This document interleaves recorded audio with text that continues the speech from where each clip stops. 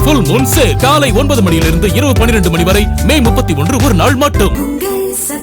வைகாசி விசாக விழாவையொட்டி மதுரை திருப்பரங்குன்றத்தில் ஆயிரக்கணக்கான பக்தர்கள் பால் குடம் எடுத்து தரிசனம் செய்து வருகின்றனர். அந்த காட்சிகளை பார்க்கலாம்.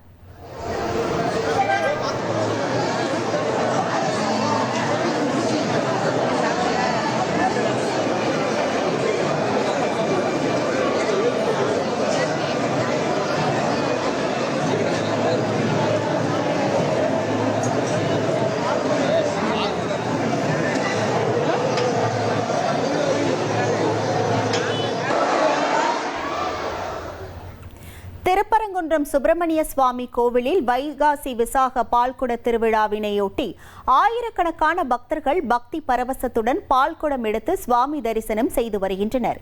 வைகாசி விசாகத்தையொட்டி இன்று அதிகாலை 5:30 மணிக்கு ஆறுமுகம் கொண்ட சண்முகர் வள்ளி தெய்வானைக்கு சிறப்பு பாலாபிஷேகம் நடந்தது.